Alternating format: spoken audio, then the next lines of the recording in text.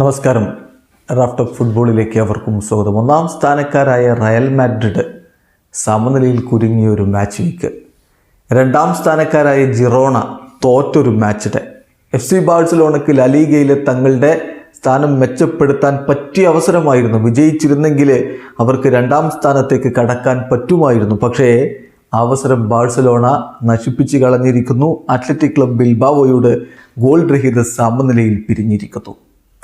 തീർച്ചയായിട്ടും ഈ ബാഴ്സലോണ ലാലിഗയിൽ കിരീടം അർഹിക്കുന്നേയില്ല. അതിനുള്ള സാധ്യത ഇപ്പോൾ തീരെ മങ്ങിക്കഴിഞ്ഞിട്ടുണ്ട്. എങ്കിൽ പോലും അത് അവരർഹിക്കുന്നില്ല എന്നുള്ളത് തെളിയുകയാണ് എന്ന റിയാക്ഷനാണ് ഇപ്പോൾ സ്പാനിഷ് ഫുട്ബോൾ ലോകത്ത് നിന്ന് വരുന്നത്. ഇന്നലെ ചാവി ഹെർണാണ്ടസ് എന്നെ കളി കഴിഞ്ഞിട്ട് പറഞ്ഞു, ഇതൊരു മിസ്ഡ് ഓപ്പർച്യൂണിറ്റിയാണ്, ഞാൻ വളരെയധികം ഡിസപ്പോയിൻറ്റഡ് ആണ്, ഞങ്ങളുടെ ടീം ആ ഒരു റിക്വയർഡ് ലെവലിലേക്ക് എത്തിയിട്ടില്ല എന്നുള്ളതാണ് യാഥാർത്ഥ്യം എന്ന് അദ്ദേഹം പറഞ്ഞു. കഴിഞ്ഞിൽ അദ്ദേഹം പറയുന്നു, എനിക്ക് മനസ്സിലാക്കാൻ നല്ല ബുദ്ധിമുട്ടുണ്ട് എങ്ങനെയാണ് ആ ഒരു അംബീഷൻ ഇന്നത്തെ ദിവസം ലാക്ക് ചെയ്യുന്നതെന്ന്. എസ്പെഷ്യലി ജിറോണയും മാഡ്രിഡും പോയിന്റുകൾ ഡ്രോപ്പ് ചെയ്തു എന്നറിഞ്ഞിട്ടും എങ്ങനെയാണ് ആ ഒരു അംബീഷൻ ഞങ്ങൾ ലാക്ക് ചെയ്തത് എന്നുള്ളത് അവിശ്വസനീയമാണ്. എനിക്ക് മനസ്സിലാവുന്നില്ല. ഞങ്ങളൊരു ബാഡ് ഗെയിമാണ് കളിച്ചത്, വളരെ ഡിസപ്പോയിൻറ്റഡ് ആണ്.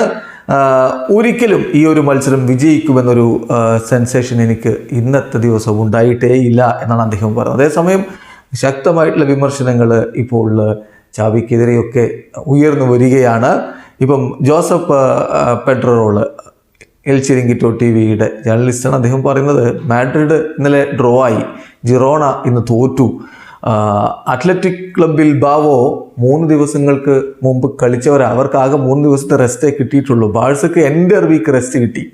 ചാവി Laporta, you don't deserve to win this La Liga എന്നാണ് അദ്ദേഹം അഭിപ്രായം പറഞ്ഞത്. അതുപോലെ തന്നെ മറ്റൊരു സാൻഡി ഒവല്ലയുടെ ലാസറിൻ്റെ ജേർണലിസ്റ്റാണ്. അദ്ദേഹം പറയുന്നത്, ബാഴ്സയുടെ പെർഫോമൻസ് ഒട്ടും ആക്സെപ്റ്റ് ചെയ്യാൻ പറ്റാത്തതാണ്. എസ്പെഷ്യലി അത്ലറ്റിക് ക്ലബ് ബിൽബാവോ അവരുടെ സ്ക്വാഡിൽ 7 ബെഞ്ച് പ്ലേയേഴ്സാണ് ഉണ്ടായിരുന്നത്.